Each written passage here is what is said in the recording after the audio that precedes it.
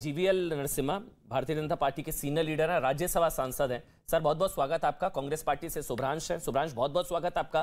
मेरे साथ RSN Singh raw के पूर्व अधिकारी हैं। सर बहुत बहुत स्वागत। टीएमसी से तौसीफ भाई है मेरे साथ, तौसीफ अहमद खान। तौसीफ आपका बहुत बहुत स्वागत। बिट्टा एमएस बिट्टा आज मेरे साथ है। बिट्टा साहब बहुत बहुत स्वागत आपका।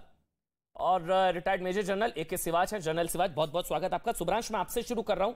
कितना चंदा था? 1,35,00,000 का, और इसीलिए इतना हंगामा हो रहा था जो अमित शाह का आरोप है, गृह मंत्री का। अमन जी थोड़ा सा मुझे वक्त दीजिएगा। बिल्कुल। मेरा सिर्फ एक सवाल है कि आज हो हल्ला हुआ तो कल क्या इस राजीव गांधी फाउंडेशन के चंदे पे चर्चा नहीं हो जाएगी? या राजीव गांधी फाउंडेशन के चंदे की चर्चा जो हमारे वहां बॉर्डर पे जो जवान घायल हुए हैं उनसे ज्यादा इंपॉर्टेंट है? हो सकता है आपके लिए एक बढ़िया एजेंडा बनता हो, लेकिन मुझे नहीं लगता। मुझे मेरे देश के जवान ज्यादा प्रिय है। चर्चा दोबारा कल होगी, लेकिन आज जो जवानों के साथ वहां हुआ या जो घायल हुए हैं, और दो इंपॉर्टेंट बातें हैं।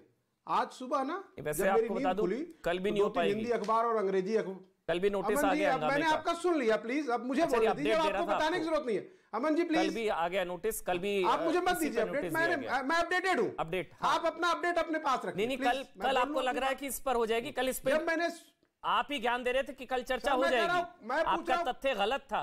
कल भी नहीं हो पाएगी शुभ्रांश। कल भी नोटिस दिया गया कि इसी पर और विस्तृत जवाब दिया जाए।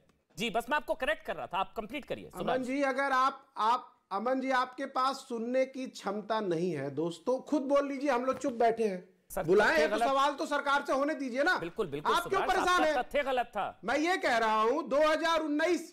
अब आप सुन लीजिए ना। तथ्य कोई सी गलत नहीं होता। तथ्य आपका गलत है, आप बोलने दीजिए।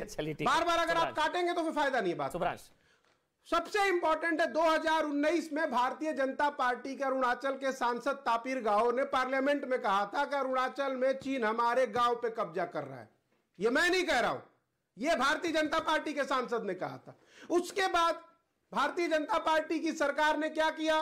कुछ 2020 में टिकटॉक जैसे एप्लीकेशन बंद कर दिए। उससे आपने चाइना को सबक सिखा दिया। बहुत बहुत बधाई हो आपको, मुझे कोई दिक्कत नहीं, आप बंद करिए।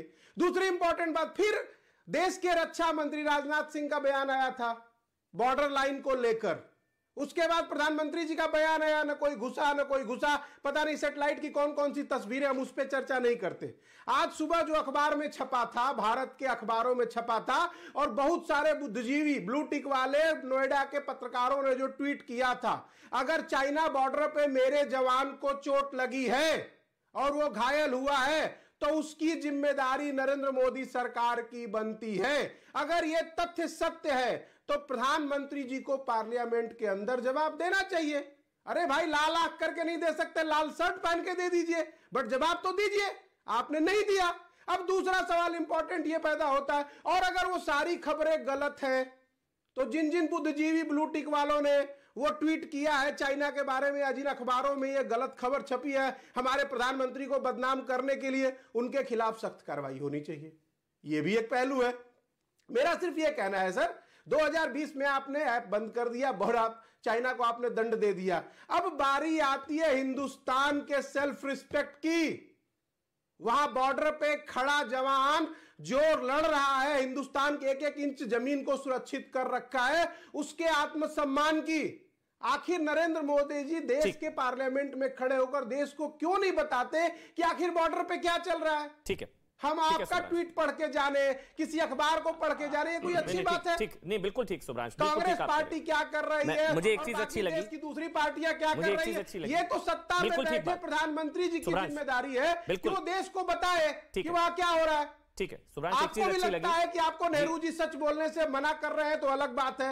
आपको भी लगता है कि आपको कांग्रेस पार्टी या देश में आजादी से पहले वाले घटनाक्रम से अगर आप आहत हैं तो आपको अलग बात है। आज देश जानना चाहता है, उस बॉर्डर पे खड़ा मेरा सैनिक है, मेरा आन बान शान खड़ा है, मेरा स्वाभिमान खड़ा है, वहां सिचुएशन क्या है, सच्ची जानकारी पार्लियामेंट में खड़े होकर प्रधानमंत्री जी को देनी चाहिए। आपने क्योंकि एक एक इंच के लिए सेना लड़ रही है, यानी कि एक इंच भी नहीं गया ना, उसको इमीडिएट कर दिया था प्रधानमंत्री। एक इंच भी नहीं गया, ना जाने पाएगा। चीन की ना हैसियत, ना हिम्मत, ना औकात। मैं आपसे नहीं पूछ रहा हूं मान्यवर, मैं वो बीजेपी प्रधानमंत्री जी पार्लियामेंट नहीं सर, मैं सेना की तरफ से बोल रहा हूं। मैं बोल रहा हूं ना सेना की तरफ से। आपके पेट में क्यों दर्द हो रहा है? मैं बोल रहा हूं सेना की तरफ से। भाई सेना की तरफ से मैं बोल रहा हूं। आटा लपेट के भंडारी का, अरे मैं हूं ना सेना की तरफ से बोल रहा हूं ना। रक्षा मंत्री ने प्रेस कॉन्फ्रेंस कर दी ना, रक्षा मंत्री ने संसद में जवाब दे दिया ना, वो प्रधानमंत्री से पार्लियामेंट पीट के भगा दिया ना, हड्डियां तोड़ दी ना, गर्दन तोड़ दी ना, भगा दिया ना, उल्टा घुसपैठ करने की कोशिश कर रहे थे ना। आटा लपेट के भंडारी कहां से बन जाते? अरे भैया पीट के भगा दिया ना, पीट के भगा दिया ना सुभ्रांश। मेरे को ये नहीं समझ में आता है, पिटाई उनकी होती है, दर्द आप लोगों को होता है। पिटाई पीएलए की होती है, दर्द आप लोगों को होता है। किस बात का दर्द हो रहा है भाई? पिटे वो हैं, हाँ आपकी निकल रही है, पीट दिया ना, भगा दिया ना। चलिए ना सुभ्रांश, हो गया आपका सवाल है, प्रधानमंत्री नरेंद्र मोदी आकर बताएं। ठीक है जीवीएल कांग्रेस, हाँ मेरा रोल है, हाँ सेना पर सवाल उठाएंगे तो रोल होगा। हाँ हूं सेना का प्रवक्ता, मैं तो उठाऊंगा, मैं तो एक्सपोज करूंगा। पीएलए के पेरोल पर हैं कुछ लोग, उनको एक्सपोज नहीं करूंगा मैं। पीएलए गैंग है, चीन कह रहा नहीं घुसा भाई। 35 करोड़ लोग। चलिए अब जीवीएल हो गया सुभ्रांश, सवाल ये है कि प्रधानमंत्री जवाब दें। रक्षा मंत्री ने कह दिया राज्यसभा में, लोकसभा में, प्रधानमंत्री